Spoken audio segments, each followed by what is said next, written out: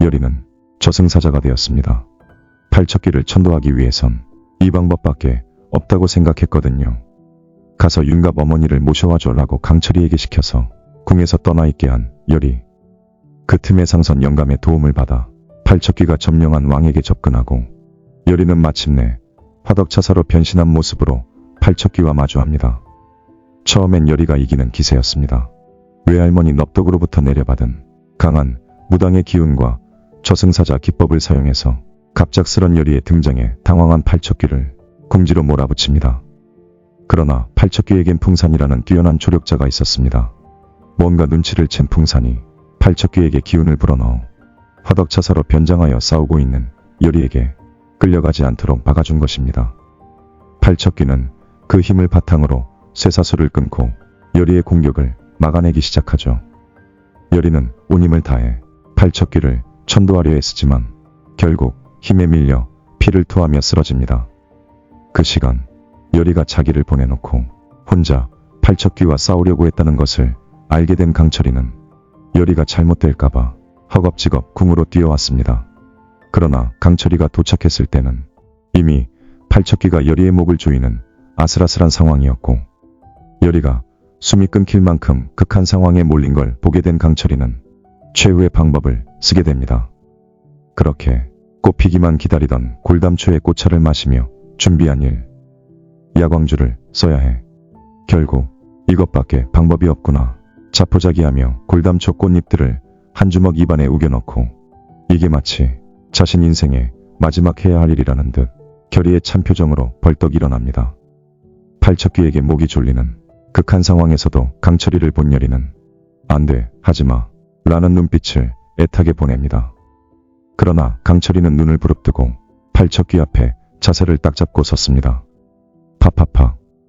결국 강철이의 야광주가 큰 빛을 사방으로 뿜어내며 그 신비한 기운으로 팔척기를 소멸시켰습니다.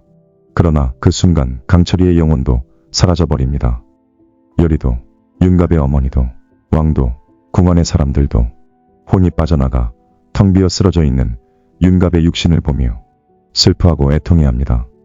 자신의 생명을 희생해서 지긋지긋하게 괴롭히던 팔척기를 몰아내준 강철이를 모두들 그리워했습니다. 마지막으로 비통한 울음소리를 내며 관뚜껑을 닫으려던 바로 그때 관뚜껑을 박차고 일어나 앉는 강철이. 옥황상제가 착한 인간들을 돕는 강철이의 선한 행실을 보고 그에게 인간으로 살아볼 건지 이무기로 승천할 건지 선택권을 주었고 강철은 여리를 선택합니다. 그래서 강철이는 다시 인간 세상에 돌아오게 된 거죠. 얼마 뒤 팔척기 천금이의 천도제가 있는 날 용담골 사람들의 넋도 위로하는 자리.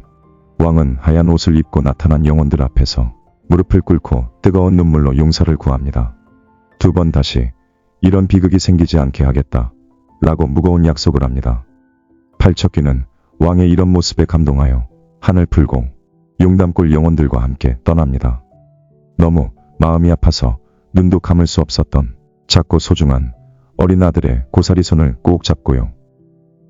여리는 할머니 넙덕의 훈련과도 제외하고 마지막 인사를 나눕니다. 고생했다, 여리야. 이제는 잘 살아라. 할머니는 따뜻하게 웃어주었고 여리는 이제 모든 나쁜 일이 끝났다는 듯 눈물을 흘렸습니다. 한편 맹인 풍사는 자기를 그렇게나 보살펴줬던 부하를 미끼로 삼아 도망을 치다가 시퍼런 벼락을 2번이나 맞는데 강철의 예언대로였죠. 왕은 나라의 개혁을 결심하며 노비제를 폐지하고 인자한 왕이 되려 노력했고 강철이와는 만나면 재미나는 좋은 벗으로 지냈습니다. 이제 그렇게나 여리의 몸주신이 되고 싶던 강철이는 밥 한 공기 마주 앉아 먹으며 온기 나누고 싶다던 외롭던 여리와 함께 깨볶으며 살 수 있게 되었습니다. 거기에 강철이를 똑 닮은 귀여운 딸과 친엄마 같은 윤갑 어머니까지 한 가족이 되어 웃음소리가 항상 들리는 행복한 집에서 살게 되었죠. 이렇게나 행복해지려고 여리가 그렇게 힘들었구나 하고 보는 내내 같이 웃을 수 있었던 엔딩이었습니다. 연기력이 탄탄한 배우들이라 정말 푹 빠져 몰입해서 볼 수 있었고 육성재 배우의 1인 2역이 완전 찰떡이라 놀랬습니다. 몸 하나 안에서 강철이와 윤갑이 투닥투닥 하던 장면은 우와, 저 연기는 육성재밖에 못하겠다 싶을 정도로 재미있는 장면이었어요.